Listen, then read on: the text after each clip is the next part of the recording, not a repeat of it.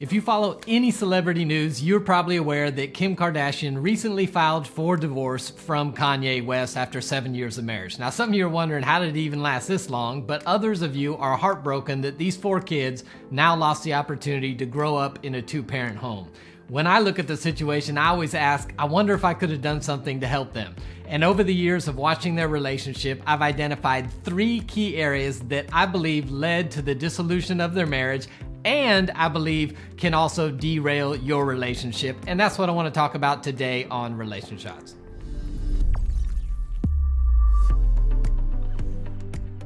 Welcome to Relation Shots. My name's Eric Wooten. If this is your first time hanging out with us, welcome to the place to get practical relationship advice that actually works in your relationship. If you've not already done so, go ahead and click the subscribe button and the bell notification so you don't miss upcoming videos. And if you want a free guide to intimacy, hit the link in the description area below, as well as some other resources like online courses and classes that may help you in your relationship. All right, let's talk Kim-Ye. Kim Kardashian, Kanye West, their marriage is finally ending according to divorce papers filed by Kim Kardashian. Now, some of you would look at this couple and go, man, if I had their money and assistants and stylists and nannies, relationship would be a lot easier, and you might be right. But no amount of fame, celebrity, or money can prevent you from being the exception to some of the rules of relationship. And I've identified 3 things that I believe ultimately led to the demise and dissolution of Kim and Kanye's relationship. And the reason I want to talk about it is not to vilify them, but because I believe these 3 things can creep into your relationship and my relationship and put us in the same place. So I want to talk about 3 areas that you need to evaluate in your relationship to make sure you don't end up with the same fate that Kim and Kanye apparently are headed towards. The first area I want to talk about is mental health. Now, it is no surprise that over the years in their marriage that Kanye has had some mental health struggles. Diagnosed as bipolar, you have seen multiple times in the media, on his Twitter account, and very publicly when he has had breakdowns or meltdowns, kind of gone off the rails and done a number of things to hurt their relationship. He's attacked Kim. He's revealed private stuff about their relationship that at times may be irreparable damage. And these breakdowns have caused disconnection and disunity in the marriage. Now, the problem with mental health is that it can be super taxing for the spouse of the person who's dealing with the mental health issues. So in a relationship, the person who may be dealing with some mental health issues has to take full ownership and responsibility to maintain their mental health. Otherwise, it will eventually overwhelm and exhaust their spouse, which will get them in a place where at some point they're probably going to get hopeless and go, I can't carry the weight of making the other person do the things they need to do to remain healthy.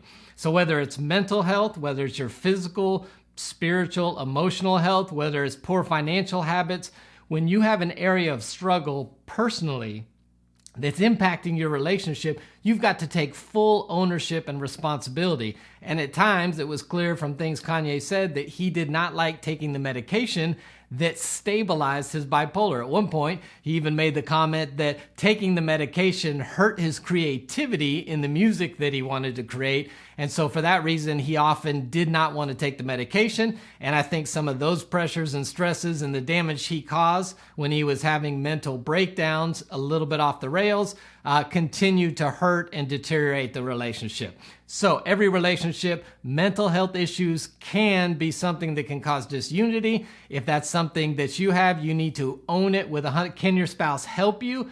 Absolutely. Can they extend grace? Absolutely. And I think Kim did a great job at times extending grace, being patient, saying, work with us as we try to figure this out. I think she did a great job at times, but ultimately, if Kanye's not willing to own that area, it's hard to be in a relationship with somebody like that, and that may be the case in your relationship. Either you or a spouse, if they're not owning their own mental health, it could lead to a place of dissolution of the marriage.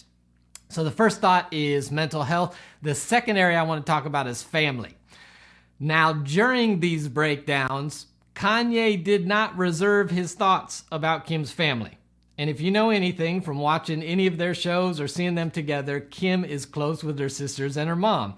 And on one of Kanye's rants on Twitter, he referred to Kim's mom, Kris, as Kris Jong-un, which is a pleasant reference to the North Korean dictator.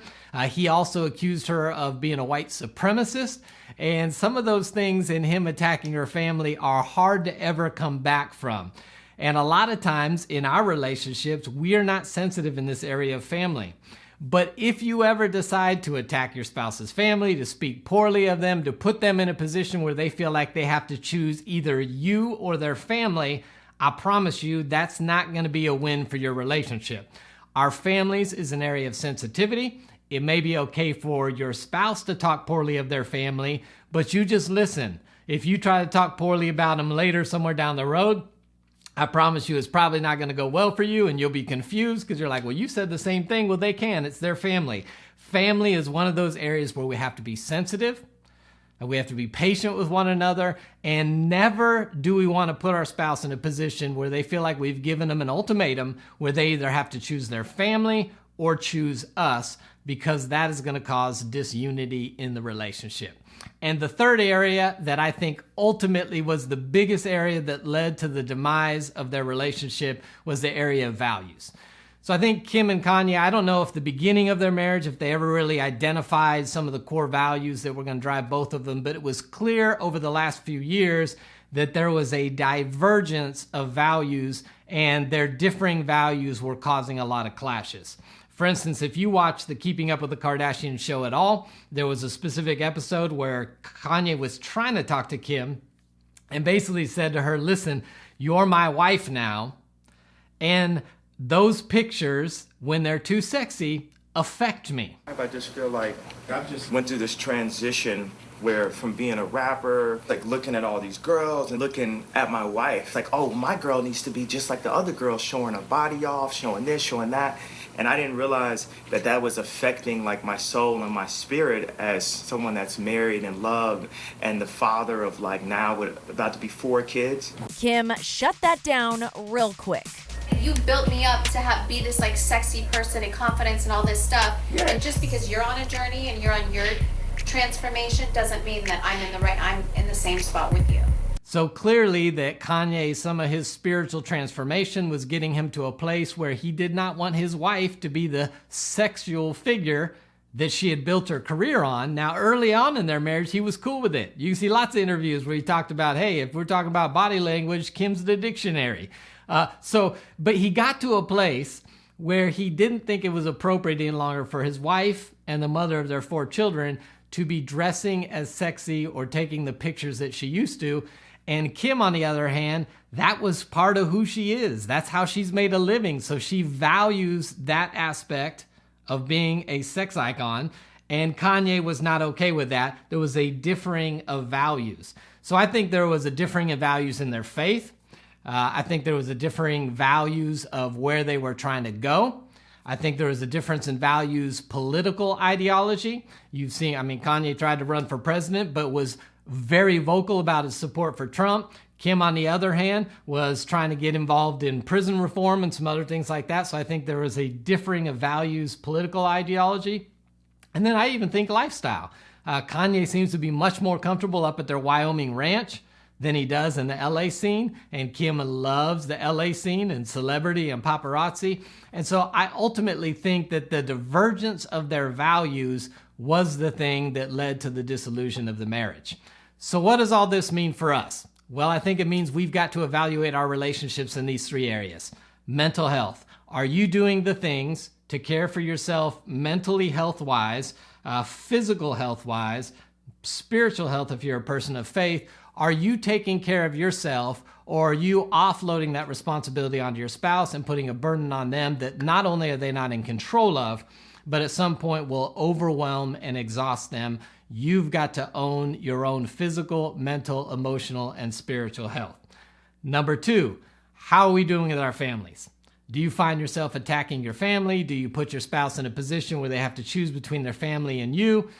If you're doing some of those things, I think you need to rethink that in your relationship, figure out how to support your spouse. It's okay to set healthy boundaries. It's okay to talk about those things, but to pit your spouse against their family is not going to be a win for your relationship. And then in the area of values, if you and your spouse have never talked about core values or settled on some common core values, I'd encourage you to do that.